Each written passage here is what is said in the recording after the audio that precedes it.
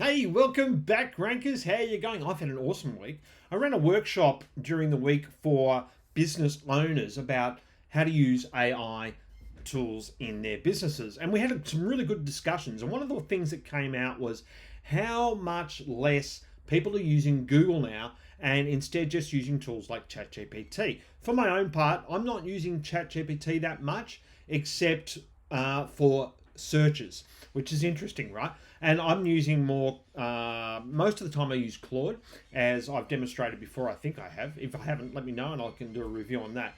But I've been using Claude a lot and also Google Gemini. But I've noticed that a lot of SEOs and a lot of people in our industry have a sense of denial when it comes to large language models. And to me, they are fighting against a tidal wave of change that's coming. And there was a discussion I had on LinkedIn, which got a lot of people interested in this topic. And people don't think that Google's losing traffic. They are. And look at your own behavior. Things that you would normally go and search in Google, you don't have to anymore. You can just go and get the answer straight out of a tool like ChatGPT. And when we have a look at the data, when we go and have a look at Google Trends, as I've shown before, we can see that Google's traffic is going down. Now, this is people Googling Google. Now, before you say what idiots, we've all done it at one point, probably, because a lot of people don't realize that this location bar is actually the search bar as well in the browser. So they think they have to type in Google to go to Google. But anyway, so this back here is 2010, right back here, right? And you can see here, we're at the same level in 2010 as what we are here. Why? Well, this is the start of 2023, and we know that ChatGPT launched in December or November of 2022, and we can see this going down. It's dramatically decreased. So we're at 2010 levels for people in this case, using Google. Now, to put that into some perspective, that was the year that Instagram launched, right? That was a long time ago. That was the year that the last season of the television series Lost aired. Okay, so it's a long time ago that Google has seen decreases in some of their key categories across the board. I mean, here's another one. Have a look at this one. This is for techies. Now, I've been working with Python code, as I've said, for the last 2 years now, and I haven't gone to Google once to find out anything about Python because I'm just using it within ChatGPT or Claude now. And Python is the most popular language when it comes to AI. That's what everyone's using to build AI tools and those sorts of things. So if anything, it should be going through the roof. But this search, Python Stack Overflow, is, you can see here, it hasn't been this low since Stack Overflow or Python launched. That's incredible because it's faster and easier to just go to a tool like ChatGPT and ask the question about the code because these tools are really good at coding, as we've shown.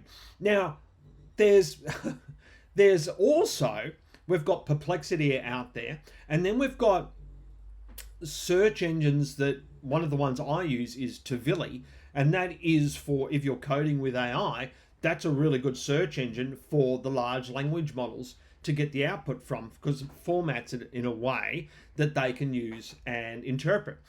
Now, Perplexity I use from every now and again. Not a lot though, because I find that its conversational threads get a little bit weighed down. And I find it quicker and easier, like I did today, just to go to ChatGPT and do a search there. I'm looking for a gift for my wife. I want to buy her a tiny, tiny little fridge, just a little portable one. I know that she needs one. It's all right. She doesn't watch the show. And right here, I'm getting ChatGPT to give me links to go and buy that fridge. Now, the other thing that's happened just this week is finally OpenAI has launched searchGPT. This is their own search tool using GPT-4o, and it's only been released to a few select people, and I'm here to tell you I'm not one of them, bastards. But this guy is Matthew Berman. Go and follow him on X. He publishes a lot up there, and he's just done a really good review of searchGPT, Perplexity, and Google. And what he's found is not that surprising to me anyway. He's finding there was one surprising thing to me that I've said that, and that was that searchGPT is actually good at local search. But he's finding, if he wants to go and find an image, he's going to go to Google image search. If he wants to find a flight details about catching a flight or booking a hotel, those sorts of things. So all of the things that Google has been doing over the years to try to make it easier and faster for you to find information, those sorts of things are still relevant to a lot of people. And also, I would add, even though he says that he loves Perplexity, he loves searchGPT because there's no ads, ads serve a real purpose for people trying to buy and shop something. Although I have just shown today that if I'm at that really the start of that journey to find a product to buy, I'm probably going to start with a large language model and get some reviews or get some information about a product. I will then, in that course of that purchase journey, start Googling things and maybe click on a few ads as well. So there is sort of like almost a symbiotic relationship at the moment. But I think that's going to change. I don't know how. And I'm just surprised Google hasn't capitalized on all the data they have on us and all the data they have on e-commerce merchants out there to provide a tool for us that's just using large language models in shopping. To me, it would be killer, but they're not doing it. So there you are. But what business should be focusing on? I was asked this the other day. And in that workshop, I always tell people, when you're using these tools, treat them like the best subject matter expert in the world that you have sitting next to you on whatever the topic it is that you're embarking on. And brief them like that. Brief them like an assistant. Treat them like an assistant. Now, if you had that assistant in the real world sitting next to you, you would give them clear instructions about what you wanted, because if you didn't, you were going to get not the result that you hoped to get, right? Same applies with these tools. And the other thing to think about when you're doing that, you know that assistant is going to find what you want. So if you are a business and you have a website, that's what you need to be thinking about. You need to be thinking about, what does your site do, and tell people about your products and their services, and is it easy to find?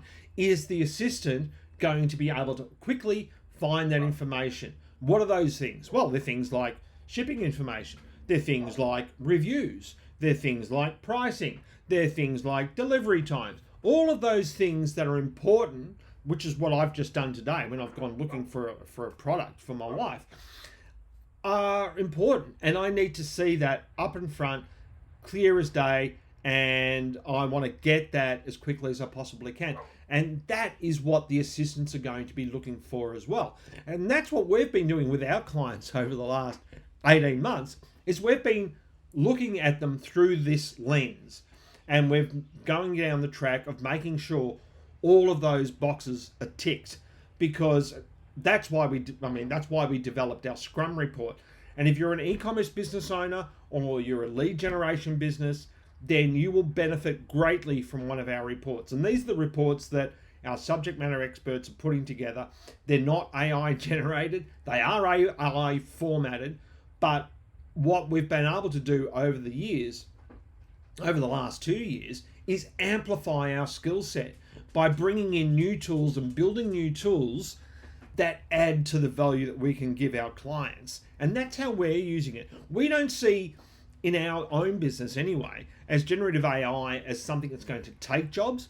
We see generative AI as something that's going to make us better professionals, and it's going to enable us to do more things that are going to help our clients. If you want an idea of one of those reports, just hit me up, jim@stewartmedia.biz, and I will get some information out to you. Hopefully that's helpful. Please like, share, subscribe, tell your friends, and I'd love to know what you're doing. Make sure you go and check out Matthew's channel. He does great work on everything in AI news. See you next week. Thanks very much. Bye. Oh, by the way, you can now train your own models. Check out this person. Do you know them?